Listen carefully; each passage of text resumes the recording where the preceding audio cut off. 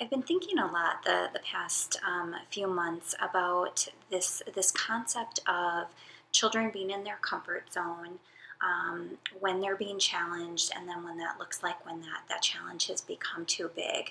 Now, the past few months with the pandemic, we've all been feeling pretty stretched and been challenged more than we would like, for the most part. I know for many parents, your schedules have shifted with having the kids home more, and work schedules have been different. There's obviously less places we can go now. That's shifting a little bit as things are opening up, but it's still not how life typically has been for us, raising kiddos. And I think it's helpful to be able to look at this from an angle of resilience building, and that challenges aren't always a bad thing for our kids.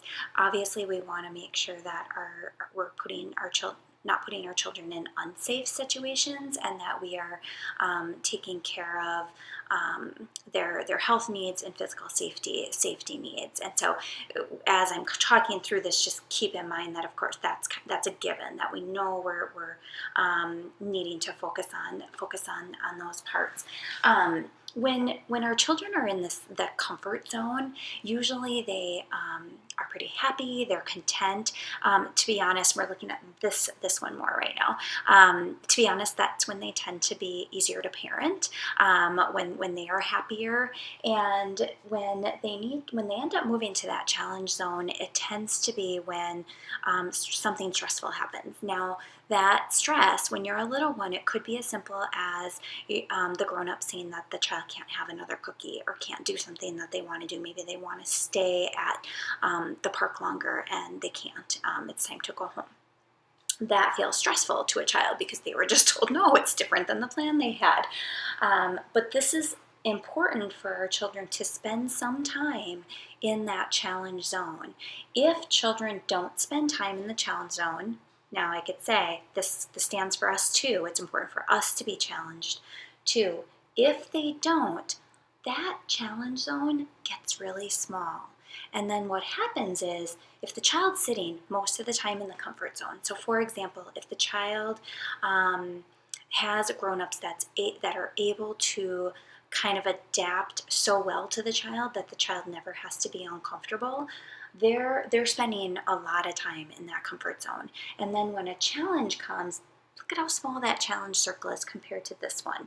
It doesn't take much for that child's brain to feel like they're in the danger zone, even though they're not. And so when we provide for, essentially, experiences for our children to be challenged, it widens where they can be challenged. Eventually, they still might get to that danger zone, and we want to watch for that to kind of help bring them back down.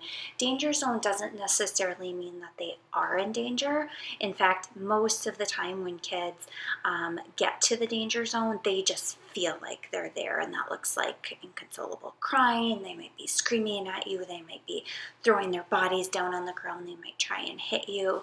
Obviously, this all is dependent on the child's temperament. And again, if the child is mostly in that comfort zone, if they rarely are uncomfortable, rarely told no, rarely having to be challenged, as soon as they're told no all of a sudden, because they're not used to hearing it, they feel like they're in that danger zone, and their body just goes big. And so I challenge you to think about that a little bit as you're with your kids the next few days and weeks, and knowing that although these past few months have been so hard, and every family has been impacted in different ways. I know some families have lost family members. That, of course, is super stressful and super sad and hard. We know families have lost jobs, and that's stressful and hard. as long as they're still having some time in that comfort zone, and that you're able to be taking care of your own mental health, it is creating some resiliency for our kiddos. I'd love to hear some comments on this as you're kind of moving about your time with your kids, and just know that those moments that can be harder to parent. These challenge, when our children are in the challenge zone, we tell them no and we know, oh my, they might lose it here. Those are hard to parent, but we also know that those are healthy moments for our kids to be in. We want this challenge zone to stretch. We don't want it to be so small that it jumps to that danger zone. All right. Best of luck to you always. Bye.